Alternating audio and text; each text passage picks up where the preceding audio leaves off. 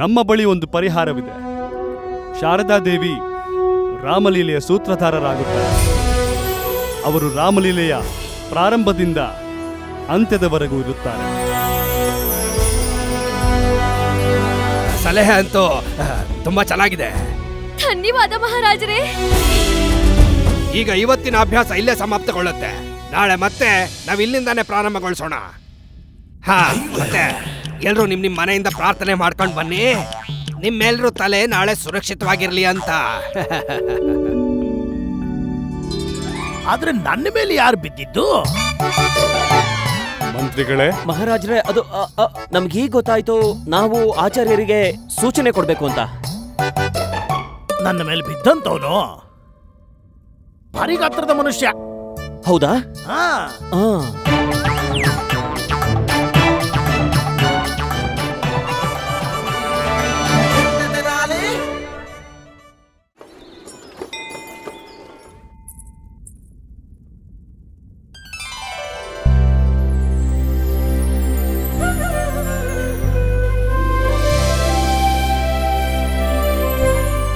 ನೋಡ್ದ್ಯಾ ನನ್ ಸೊಸೆನ? ನೋಡ್ತಾನೆ ಇವಳು ಮಹಾರಾಜರ ಪ್ರಾಣನೇ ಕಾಪಾಡ್ಬಿಟ್ಲು. ನಾನಂತೂ ತುಂಬಾನೇ ಸಾಹಸಿ. ಓ ಶಾರದಾ ಅವರೇ, ಜಾಸ್ತಿ ಖುಷಿ ಆಗೋ ಅವಶ್ಯಕತೆ ಇಲ್ಲ. ಅಲ್ಲಾಗಿದ್ದು ಕೇವಲ ಆಟ ಅಷ್ಟೇ. ಒಂದ್ ವೇಳೆ ನಿಜವಾಗ್ಲೂ ಆಕ್ರಮಣ ಆಗಿದ್ರೆ ಅಲ್ಲಿ ಏನಾಗ್ತಿತ್ತೋ ಗೊತ್ತಿಲ್ಲ. ಯಾವ ಅಸಲಿ ಆಕ್ರಮಣನೂ ಆಗೋದಿಲ್ಲ. ಇದು ಕೇವಲ ನಿನ್ನ ಭ್ರಮೆ ಅಷ್ಟೇ. ಅಯ್ಯೋ, ನಿನಗಾಗ್ತಿರೋ ನವೇ ಕೂಡ ನಾಟಕದ ಒಂದು ಭಾಗನೇ. ಅಚ್ಚುತ್ತೇವ್ರು ಹೇಳಿದ್ರು ತಾನೆ. ರಾಮ, ಒಂದು ವೇಳೆ ಮಹಾರಾಜರ ಮೇಲೆ ಆಕ್ರಮಣ ಮಾಡುವ ವಿಷಯ ಅಚ್ಯುತರವರ ಪ್ರಬಂಧ ಆಗಿದ್ದರೆ ನಿನಗೆ ಹೆದರಿಸುವ ಪ್ರಯತ್ನ ಕೂಡ ಆ ಪ್ರಬಂಧದ ಭಾಗವೇ ಆಗಿರಬಹುದಲ್ಲವೇ? ಆದ್ರೆ ಅಚ್ಯುತದೇವ್ ಅವರು ಇದ್ರ ಬಗ್ಗೆ ಯಾವುದನ್ನು ಮಾತಾಡ್ಲಿಲ್ಲ. ಬಹುಶಃ ಹೀಗಾಗಿರಬಹುದು. ಎರಡೆರಡು ಸಂಚನ ಒಟ್ಟಿಗೆ ಮಾಡ್ತಿರಬಹುದು. ಇಲ್ಲ ಇಲ್ಲ ಇಲ್ಲ ಇಲ್ಲ ಇಲ್ಲ, ನಾನು ಅಚ್ಯುತದೇವ್ ಅವ್ರನ್ನ ಭೇಟಿ ಮಾಡ್ಲೇಬೇಕು. ಏನಾದ್ರೂ ಆಗೋದಕ್ಕೂ ಮೊದಲು ಅದನ್ನ ತಡಿಲೇಬೇಕು. ನಾವಿದ್ರ ಬಗ್ಗೆ ಯೋಚಿಸ್ಲೇಬೇಕು. ಏನ್ ಬಡಬಡಾಯಿಸ್ತಾ ಇದ್ಯಾ? ಅಚ್ಯುತೇವ್ ಅವ್ರನ್ನ ಯಾಕೆ ಭೇಟಿ ಆಗ್ಬೇಕು? ಮಹಾರಾಜರ ಮೇಲೆ ಯಾರು ಆಕ್ರಮಣ ಮಾಡ್ತಿದಾರಂತ ನನಗೆ ಗೊತ್ತಾಗ್ತಿಲ್ಲ. ನಾನು ಹೊರಡ್ತೀನಿ. ಶಾಂತಿನೇ ಇಲ್ದೇ ಇರೋ ಆತ್ಮ ಇವಂದು. ಒಂದು ಭ್ರಮೆಯಿಂದ ಆಚೆ ಬರ್ತಿದ್ದ ಹಾಗೆ ಇನ್ನೊಂದು ಭ್ರಮೆ ಎದುರುಗಡೆ ಕಾಯ್ತಾ ಇರುತ್ತೆ. ನಿಜ ಹೇಳಿದ್ರಿ ಅಮ್ಮ.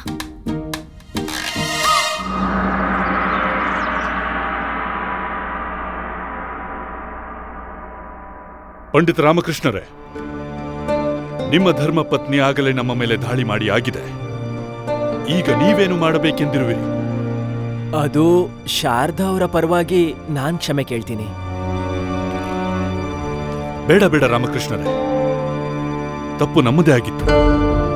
ನಾವು ಅಣ್ಣಯ್ಯನವರಿಗೆ ಏಕಾಗ್ರತೆಯ ಪಾಠ ಕಲಿಸುತ್ತಾ ನಮ್ಮ ಏಕಾಗ್ರತೆಯನ್ನೇ ಮರೆತಿದ್ದೆವು. ಯೋಜನೆ ಅಂತೂ ಅದ್ಭುತವಾಗಿ ಮಾಡಿದ್ರೆ ನೀವು, ಆದ್ರೆ ಅದರಲ್ಲಿ ಅನುಮಾನಗಳಿದ್ವು ಅಷ್ಟೇ. ಏಕೆ?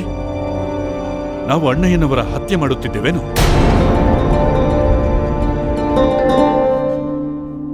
ಮಾನ್ಯವರಿಯರೇ, ನಾನು ಹತ್ಯೆ ಬಗ್ಗೆ ಮಾತ್ರ ಅಲ್ಲ, ಪೂರ್ತಿ ಯೋಜನೆ ಬಗ್ಗೆ ಮಾತಾಡ್ತಿದ್ದೀನಿ. ಹಾಗೆಂದ್ರೆ? ಹಾಗಂದ್ರೆ ಎಲ್ಲರಿಗಿಂತ ಮೊದಲು ನೀವು ದಾಳಿ ಮಾಡಿದ್ರಿ, ಆಗ ಆಚಾರ್ಯರಿಗೆ ಏಟಾಯ್ತು. ನೀವಿಟ್ಟ ಆ ವಿಷಭರಿತ ಹಣ್ಣನ್ನ ನಾನ್ ತಿನ್ಬಿಟ್ಟೆ. ಮತ್ತೆ ಮಂತ್ರಿವರಿಯರಿಗೂ ಕೂಡ ಜೀವ ಬೆದರಿಕೆ ಪತ್ರ ನೀವೇ ಕೊಟ್ಟಿದ್ದಲ್ವಾ? ಪತ್ರವೇ? ಎಂತಹ ಪತ್ರ? ನಾವು ಯಾರಿಗೂ ಪತ್ರವನ್ನು ಕಳಿಸಿಲ್ಲ. ಮತ್ತೆ ಆಗ ನಡೆದದ್ದು ಒಂದು ದುರ್ಘಟನೆ ಅಷ್ಟೇ. ಅದಕ್ಕೆ ನಾವು ಭೀಷಣ್ ಬಾಬುರವರನ್ನು ಕೂಡ ತೆಗಳಿದ್ದೆವು. ಆದ್ರೆ ನದಿ ಪಕ್ಕದಲ್ಲಿ ಮಹಾರಾಜರ ಹತ್ಯೆ ಬಗ್ಗೆ ಮಾತಾಡ್ತಿದ್ದು. ಮಹಾರಾಜರ ಹತ್ಯೆಯೇ? ಪಂಡಿತ ರಾಮಕೃಷ್ಣರೇ, ಏನು ನಡೆಯುತ್ತಿದೆ? ಅಣ್ಣಯ್ಯನವರ ಪ್ರಾಣ ಅಪಾಯದಲ್ಲಿದೆಯೇ? ನನಗೂ ಕೂಡ ಹಾಗೆ ಸಂದೇಹ ಇದೆ ಮಾನ್ಯರೇ. ಅಯ್ಯೋ ದೇವ್ರೆ, ನಾವು ಜಾಗೃತವಾಗಿರ್ಬೇಕು. ನೀವೆಲ್ಲರೂ ಜಾಗೃತವಾಗಿರಿ ಮತ್ತು ಸುರಕ್ಷತೆಯನ್ನು ಹೆಚ್ಚಿಸಿ. ಯಾವುದಾದರೂ ಷಡ್ಯಂತ್ರ ನಡೆಯುತ್ತಿದೆಯೇ ಎಂದು ನಾವು ಪತ್ತೆ ಮಾಡುತ್ತೇವೆ. ಭೀಷಣ ಬಾಬು ಎಲ್ಲಿದ್ದಾರೆ?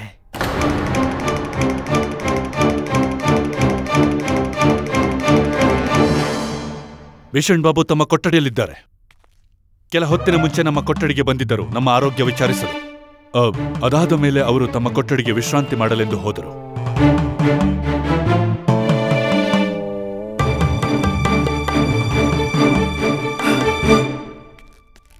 ಆಜ್ಞೆ ಕೊಡಿ ಅಚ್ಯುತ ದೇವ್ ಅವರೇ, ನಾವು ಆದಷ್ಟು ಬೇಗ ಭೀಷಣ ದೇವ್ ಅವ್ರನ್ನ ನೋಡ್ಬೇಕು. ನಾವೇನ್ ಬರ್ತೀವಿ.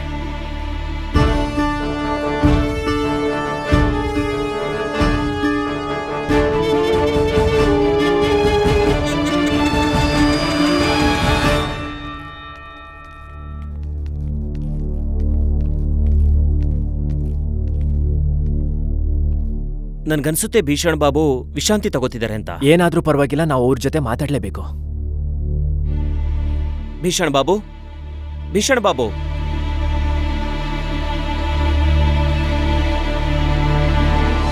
ಅಯ್ಯೋ ಅವ್ರು ಇಲ್ಲಿಲ್ಲ.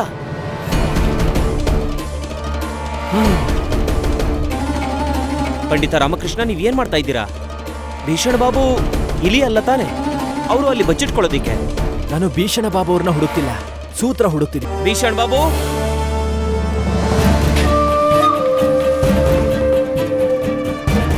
ಈಗ ಭೀಷಣ ಬಾಬು ಅವ್ರನ್ನ ಹುಡುಕೋ ಯಾವ ಅವಶ್ಯಕತೆನೂ ಇಲ್ಲ ಮಂತ್ರಿವರ್ಯ. ಯಾಕೆ? ಯಾಕೆ ಅಂದ್ರೆ ಭೀಷಣ ಬಾಬು ಅವರು ಅರಮನೆ ಬಿಟ್ಟು ಓಡ್ ಹೋಗಿದ್ದಾರೆ. ಓಡೋಗಿದ್ದಾರಾ? ಯಾಕೆ? ಈ ಗೊಂಬೆನ ನೋಡಿ ಮಂತ್ರಿವರ್ಯ.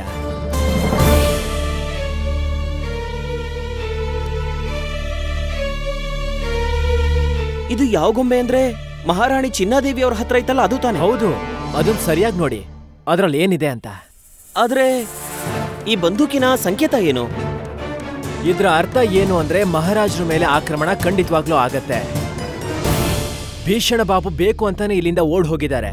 ಮತ್ತೆ ನಮ್ಗೆಲ್ಲ ಒಂದು ಸವಾಲು ಹಾಕೋಗಿದ್ದಾರೆ, ಯಾರು ಮಹಾರಾಜರನ್ನ ಕಾಪಾಡ್ಕೊಳಕ್ಕಾಗುತ್ತೋ ಕಾಪಾಡ್ಕೊಳ್ಳಿ ಅಂತ.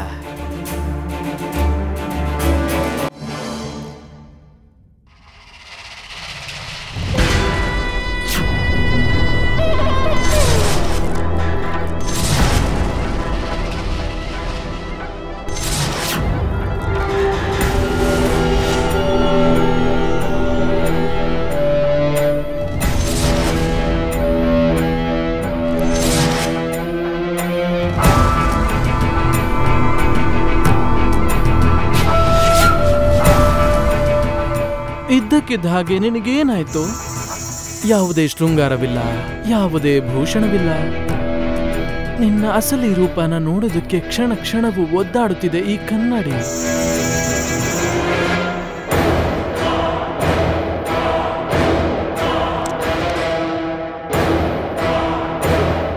ಕಾಡಿಗೆ ಕಾಯುತ್ತಿದೆ ಕಣ್ಣಂಚಲ್ಲಿ ಕುಳಿತುಕೊಳ್ಳಲು, ಕಾಡಿಗೆ ಕಾಯುತ್ತಿದೆ ಕಣ್ಣಂಚಲ್ಲಿ ಕುಳಿತುಕೊಳ್ಳಲು, ನನ್ನ ಕಣ್ಣಿನ ಕಾಂತಿಯನ್ನು ಹೆಚ್ಚಿಸಿಕೊಳ್ಳಲು. ಅಚ್ಯುತ ದೇವನನ್ನು ಮೂರ್ಖನನ್ನಾಗಿ ಮಾಡಿದೆವು ಬಾರಿ ಬಾರಿ.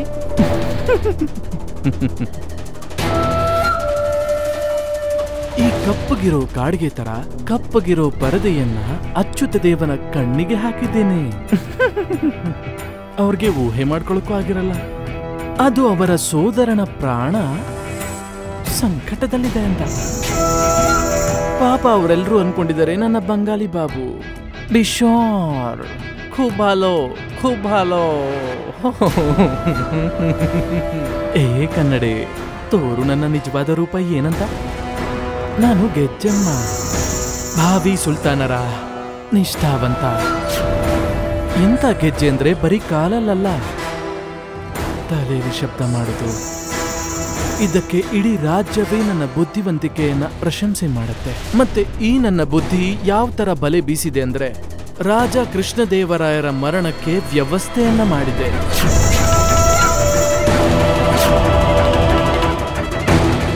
ಈಗ ಮಜಾ ಬರುತ್ತೆ, ಯಾಕಂದ್ರೆ ಈಗ ನಾನು ಹೇಗೆ ಹೇಳ್ತೀನೋ ಹಾಗೆ ನಡೆಯುತ್ತೆ.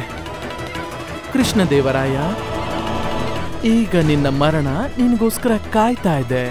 ಬಾರಿ, ಇನ್ನು ಸ್ವಲ್ಪ ದಿನ ಅಷ್ಟೇ. ಅದಾದ್ಮೇಲೆ ನಿನ್ನ ಪ್ರಾಣನೇ ಇರೋದಿಲ್ಲ.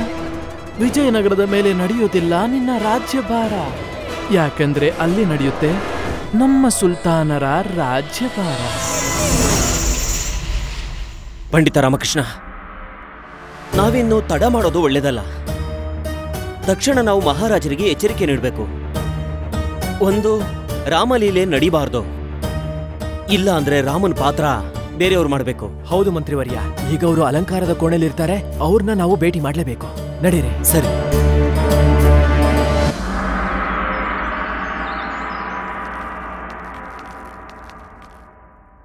ಪ್ರಣಾಮಗಳು ಮಹಾಪ್ರಭು. ಪ್ರಣಾಮಗಳು. ಹೇಗಿದ್ದೀರಿ ನೀವು? ಮಹಾರಾಜ್ರೆ, ಮೀಸೆ ಇದೆ ಮೀಸೆ ಇದೆ, ಆದರೆ ಈಗ ಕಾಣಿಸುತ್ತಿಲ್ಲ. ಇವರು ನಮ್ಮ ಮೀಸೆಯ ಮೇಲೆ ಚರ್ಮದ ರೀತಿ ಏನೋ ಅಂಟಿಸಿದ್ದಾರೆ. ಹಾಗೂ ನಮ್ಮ ಮೀಸೆ ಮಾಯ. ಚಿಂತಿಸಬೇಡಿ ಮಂತ್ರಿಗಳೇ, ರಾಮಲೀಲೆ ಮುಗಿಯುತ್ತಿದ್ದಂತೆಯೇ ಮೀಸೆ ಬಂದು ಬಿಡುತ್ತದೆ.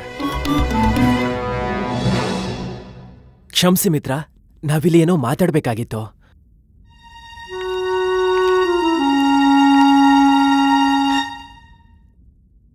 ಪಂಡಿತ ರಾಮಕೃಷ್ಣ, ಏನು ವಿಷಯ? ನೀವು ಚಿಂತಿತರಾದಂತೆ ಕಾಣುತ್ತಿದೆ. ಹಾ ಮಹಾಪ್ರಭು, ನಾವೀ ರಾಮಲೀಲನ ನಿಲ್ಲಿಸ್ಬಿಡೋಣ. ಏನು ಹೇಳುತ್ತಿರುವಿರಿ ನೀವು? ಇದು ಹೇಗೆ ಸಾಧ್ಯವು? ಅತಿಥಿಗಳು ಬರಲಾರಂಭಿಸಿದ್ದಾರೆ. ಹಾ, ಆದ್ರೆ ನೀವು ಆ ರಾಮಲೀಲದಲ್ಲಿ ನಟನೆ ಮಾಡಬೇಡಿ, ಸಮಸ್ಯೆ ಆಗತ್ತೆ. ಎಂಥ ಸಮಸ್ಯೆ ಪಂಡಿತ ರಾಮಕೃಷ್ಣ? ನಮ್ಮ ಮೀಸೆ ಕಾಣಿಸುತ್ತಿದೆಯೇ? ಇಲ್ಲ ಮಹಾಪ್ರಭು, ನಿಮ್ಮ ಮೀಸೆಯ ಸಮಸ್ಯೆ ಅಲ್ಲ, ನಿಮ್ಮ ಪ್ರಾಣನೇ ಸಂಕಟದಲ್ಲಿದೆ. ನೀವು ವ್ಯರ್ಥವಾಗಿ ಚಿಂತೆ ಮಾಡುತ್ತಿದ್ದೀರಿ. ಇಷ್ಟು ಶಂಕೆ ಪಡುವ ಅವಶ್ಯಕತೆಯೇ ಇಲ್ಲ. ನಮ್ಮ ಮೇಲೆ ವಿಶ್ವಾಸವಿಡಿ. ಅಚ್ಯುತ ದೇವ ನಾವು ಹೇಳಿದ ಮೇಲೆಯೇ ನಮ್ಮ ಮೇಲೆ ಆಕ್ರಮಣ ಮಾಡಿದ್ದು. ಇದು ಬರೀ ಒಂದು ಆಟವು. ಮಹಾಪ್ರಭು, ಆ ಆಕ್ರಮಣ ಆಟನೇ, ಮತ್ತೆ ಆ ವಿಷಭರಿತ ಹಣ್ಣು ಕೂಡ ಆಟನೇ. ಆದ್ರೆ ಆ ಗುರಿ ನಿಮ್ಮ ಮೇಲಿತ್ತು ಹೊರತು ಆ ಆಟದ ಮೇಲಲ್ಲ. ಒಂದು ಪ್ರಾಣ ಬೆದರಿಕೆಯ ಪತ್ರ, ಅದು ಮಂತ್ರಿವರಿಯರಿಗೆ ಸಿಕ್ಕಿದೆ. ಇದು ಆಟ ಅಲ್ಲ. ಮತ್ತೆ ನದಿ ಪಕ್ಕದಲ್ಲಿ ನಿಮ್ಮ ಹತ್ಯೆಯ ಯೋಜನೆ ಆಗ್ತಿತ್ತು, ಅದು ಕೂಡ ಆಟ ಅಲ್ಲ. ಇಂತಹ ಯೋಜನೆ? ಇದು ಕೃಷ್ಣದೇವರಾಯರ ಕೊನೆಯ ರಾಮಲೀಲೆ. ಮಹಾರಾಜರೇ, ಭೀಷಣ ಬಾಬು ಕೂಡ ಇಲ್ಲಿಂದ ಓಡ್ ಹೋಗಿದ್ದಾರೆ. ಇದರ ಅರ್ಥವೇನು? ಮಹಾಪ್ರಭು, ಭೀಷಣ ಬಾಬು ಅವ್ರ ಕೋಣೆಯಲ್ಲಿ ಇದು ಸಿಕ್ತು.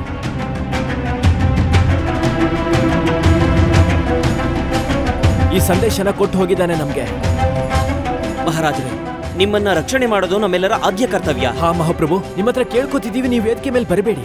ನಿಮ್ಮೇಲೆ ಯಾವಾಗ ಹೇಗ್ ಬೇಕಾದ್ರೂ ಆಕ್ರಮಣ ಆಗ್ಬೋದು. ನನಗೆ ಸಂಪೂರ್ಣ ವಿಶ್ವಾಸ ಇದೆ, ಭೀಷಣ ಬಾಬು ನಿಮ್ಮ ಹತ್ಯೆಗೆ ಎಲ್ಲ ಯೋಜನೆಗಳನ್ನ ಮಾಡಿಟ್ಟು ಹೋಗಿದ್ದಾರೆ. ಇದು ಅಸಾಧ್ಯವು ಪಂಡಿತ ರಾಮಕೃಷ್ಣ. ರಾಮಲೀಲಾ ನಡೆಯುತ್ತದೆ.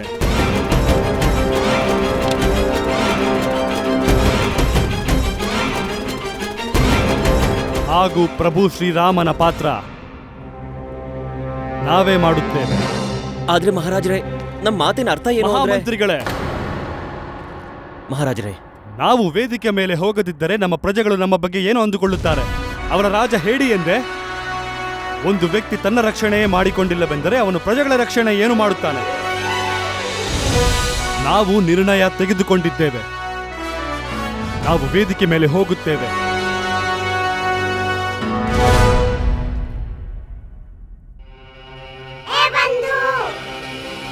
ಮಹಾರಾಜರು ತಮ್ಮ ಜೀವನ ಸಂಕಟದಲ್ಲಿ ಹಾಕುತ್ತಿದ್ದಾರೆ.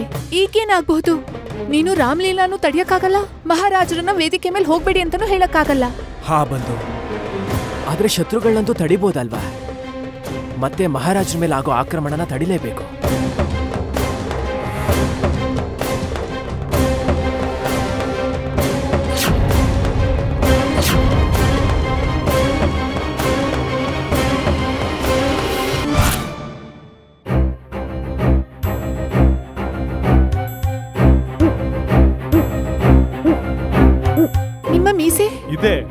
ಮೀಸೆ ಇದೆ.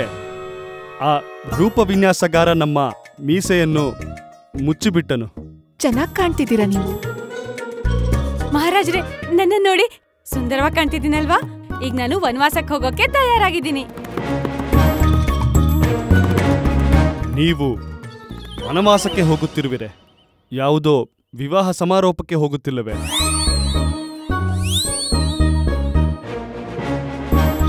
ಮಹಾರಾಜರೇ, ಎಲ್ಲ ಸರಿಯಾಗಿದೆ ಅಲ್ವಾ? ನೀವ್ಯಾಕೋ ಚಿಂತೆ ಮಾಡ್ತಿರೋ ಹಾಗೆ ಕಾಣ್ತಿದೆ. ನಿಮ್ಮ ಪ್ರಾಣ ಸಂಕಟದಲ್ಲಿದೆ. ಭೀಷಣ ಬಾಬು ಅವ್ರ ಕೋಣೆಯಲ್ಲಿ ಇದು ಸಿಕ್ತು. ಚಿಂತೆ ಇರುವುದು ನಮ್ಮ ಅಭಿನಯದ ಬಗ್ಗೆ. ಅದೇನೆಂದರೆ, ನಾವು ಪ್ರಭು ಶ್ರೀರಾಮರ ನೆರಳಿನಂತೆಯೂ ಅಲ್ಲ. ನಾವು ಚಿಂತನೆ ಮಾಡುತ್ತಿದ್ದೇವೆ, ನಾವು ಅವರ ಪಾತ್ರಕ್ಕೆ ನ್ಯಾಯ ಒದಗಿಸುತ್ತೀವಾ ಎಂದು. ಅಷ್ಟೇ, ಅದೇ ಚಿಂತೆ. ನೀವಿಬ್ಬರು ತಯಾರಾಗಿ.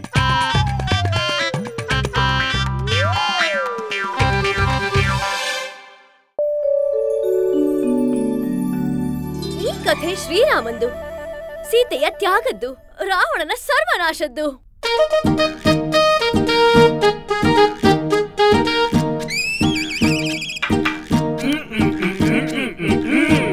ನಾನು ಶ್ರೀರಾಮನಿಗೆ ಹಣ್ಣನ್ನ ಬಲಗೈಯಿಂದ ತಿನ್ಸ್ಬೇಕಾ ಇಲ್ಲ ಎಡಗೈಯಿಂದ ತಿನ್ಸ್ಬೇಕಾ? ನೀವು ಹಣ್ಣನ್ನ ಯಾವ ಕೈಯಿಂದ ತಿನ್ಸಿದ್ರು ಕೂಡ ಹಣ್ಣು ಹಣ್ಣಾಗೆ ಇರುತ್ತೆ ತಾನೆ, ಅದೇ ಲಾಡಾಗ್ ಬದಲಾಗುತ್ತಾ? ಶ್ರೀರಾಮನಿಗೆ ಹಣ್ಣನ್ನು ತಿನ್ಸ್ಬೇಕಾದ್ರೆ ನಿಮ್ಮ ಭಾವನೆ ವ್ಯಕ್ತ ಆದ್ರೆ ಸಾಕು. ರಾಮ್ಲೀಲಿಗೆ ತಯಾರಾಗಿದ್ದೀರಾ? ಹಾ, ಸಿದ್ಧರಾಗಿದ್ದೀವಿ. ಎತ್ಕೋ. ಏನ್ ಎತ್ಕೋಬೇಕು? ಅಯ್ಯೋ, ಗದೆ ಎತ್ಕೊಂಡು ಹನುಮಂತ ಆಗಕ್ಕೆ ಸಿದ್ಧನಾಗು. ಏನಾಯ್ತು ರಾಮ? ಏನಂತ ಹೇಳಿ ಬಂದು, ನನಗೆ ಅಭಿನಯ ಮಾಡೋಕೆ ಖಂಡಿತವಾಗ್ಲೂ ಇಷ್ಟ ಇಲ್ಲ. ಮಹಾರಾಜರು ಯೋಚನೆಯಲ್ಲಿ ನನ್ ಮನ್ಸೆಲ್ಲ ಹಾಳಾಗ್ ಹೋಗಿದೆ. ನನಗೆ ಗೊತ್ತಿಲ್ಲ ಏನ್ ಅನರ್ಥ ಆಗ್ಬೋದು. ಏನಾಗ್ತಾ ಇದೆ? ರಾಮ್ಲೀಲೆ ಆಗ್ತಿದೆ, ಇನ್ನೇನು? ಹಾ, ಗುಂಡಪ್ಪ, ನೀನ್ ಯಾರ ಜೊತೆ ಆಟಾಡ್ತಿದೀಯಾ? ಅದು ಗುಂಡಪ್ಪ ರಾಮ್ಲೀಲೆಯಲ್ಲಿ ಭಾಗವಹಿಸ್ತಾ ಇಲ್ವಲ್ಲ, ಅದಕ್ಕೆ ಸ್ವಲ್ಪ ಕೋಪ ಮಾಡ್ಕೊಂಡಿದ್ದಾನೆ. ಅದಕ್ಕೆ ಮನಸ್ಸು ಸರಿ ಹೋಗ್ಲಿ ಅಂತ ಆಟಿಕೆ ಸಾಮಾನ್ ಕೊಟ್ಟಿದ್ದೀನಿ. ಲಾಮ, ತಗೋ ಇದನ್ ತೆಗಿ. ಸರಿ.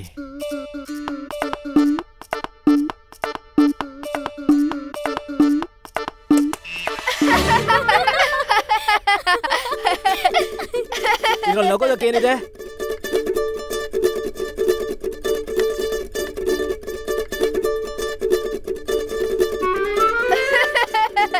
ಲಾಮ, ನಿನ್ನ ಮೂಲಕನ ಅದು ಆಚೆ ಬರುತ್ತೆ ಅಂತ ಗೊತ್ತಿದ್ಲು, ಯಾಕೆ ತೆಗಿತಾ ಇದ್ಯಾ?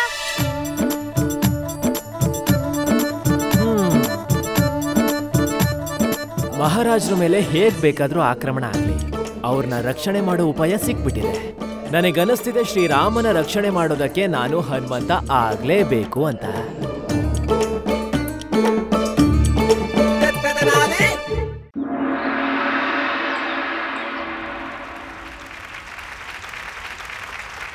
ವಿಜಯನಗರದ ಸಮಸ್ತ ಪ್ರಜೆಗಳಿಗೂ ನನ್ನ ನಮಸ್ಕಾರಗಳು.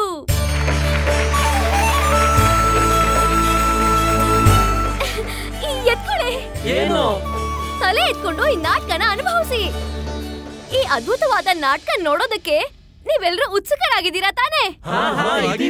ಈ ವರ್ಷದ ರಾಮ್ಲೀಲೆ ತುಂಬಾನೇ ವಿಶಿಷ್ಟವಾದದ್ದು. ಯಾಕಂದ್ರೆ ಶ್ರೀರಾಮನ್ ಪಾತ್ರನ ಮಹಾರಾಜರು ಮಾಡ್ತಿದ್ದಾರೆ. ಹಾಗೆ ಮಹಾರಾಣಿ ಚಿನ್ನಾದೇವಿ ಹಾಗೆ ಮಹಾರಾಣಿ ತಿರುಮಲಾಂಬ ಇಬ್ರು ಸೀತೆಯಾಗಿ. ಇನ್ನು ಕೆಲವೇ ಕ್ಷಣಗಳಲ್ಲಿ ನಾಟಕ ಶುರು ಆಗುತ್ತೆ. ಆದ್ರೆ ನಿಮ್ಮೆಲ್ಲರಿಗೂ ರಾಮಾಯಣದ ಮಹತ್ವ ಗೊತ್ತಿದ್ಯಾ?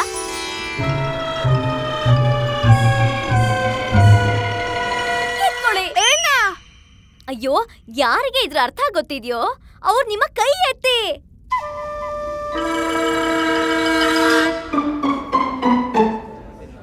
ನಾನ್ ಹೇಳ್ತೀನಿ. ರಾಮಾಯಣ ಅಂದ್ರೆ ರಾಮನ ಜೀವನ ಚರಿತ್ರೆ. ಅರ್ಥಾತ್ ಶ್ರೀರಾಮ ತಮ್ಮ ಜೀವನದಲ್ಲಿ ಹೇಗೆಲ್ಲ ಇದ್ರು, ಅವರು ಸರ್ವೋತ್ತಮರಾಗಿ ಬದುಕಿದ ಕಾರಣದಿಂದಾನೇ ಅವ್ರನ್ನ ಪುರುಷೋತ್ತಮ ಅಂತ ಅಂದ್ರು. ಒಬ್ಬ ಮನುಷ್ಯ ತನ್ನ ಜೀವನವನ್ನ ಹೇಗೆಲ್ಲ ಕಳಿಬೇಕು ಅನ್ನೋದ್ರ ಬಗ್ಗೆ ಅವರ ಕಥೆ ಉದಾಹರಣೆ. ನಾವೆಲ್ಲರೂ ಕೂಡ ಅವರು ತೋರಿರೋ ದಾರಿಯಲ್ಲೇ ನಡಿಬೇಕು.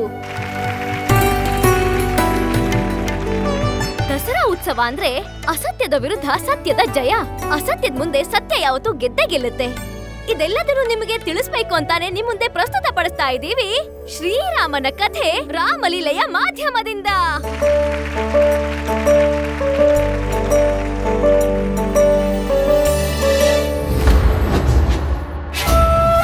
ಕೃಷ್ಣದೇವರಾಯ, ಈಗ ನಿಮ್ಮ ಜೀವನದ ಕೊನೆಗಳಿಗೆ ಹತ್ರ ಬಂದಿದೆ.